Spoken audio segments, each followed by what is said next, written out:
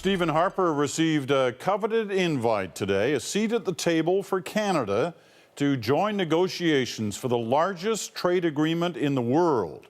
Think NAFTA 2.0. This group includes some of the world's largest economies and 658 million people. But joining a free trade group has its costs. Our senior correspondent Terry Malefsky has the story for us tonight. Terry.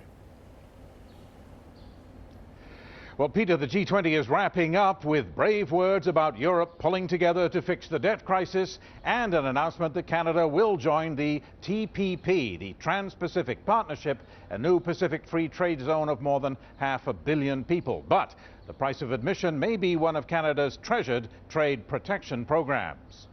Canada now has the support of all participants to join the Trans-Pacific Partnership negotiations. The TPP already includes 9 Pacific countries with a combined GDP of over $17 trillion. With Canada and Mexico joining in, that would rise to over $20 trillion. Prime Minister Stephen Harper has pushed hard to join the TPP and today won the support of its key member, the US. But Harper would not say what Canada had to agree to join the talks. That leaves a big question mark over Canada's system of marketing boards controlling the sale of eggs, chickens and dairy products. That helps keep out foreign competition. In addition, some of the terms of the TPP deal are already agreed by the other parties, and Harper cannot change them.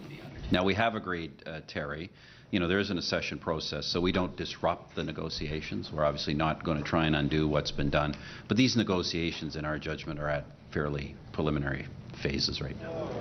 Preliminary might be the word for the G20 summit communique too. It speaks of supporting Europe's intention to consider closer financial integration so it can better deal with the debt crisis.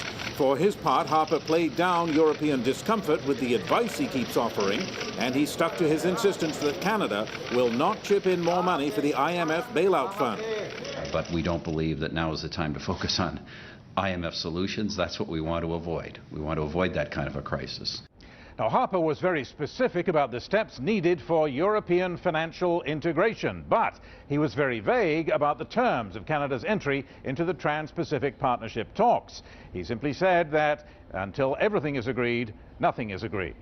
Peter. All right, Terry, thanks very much.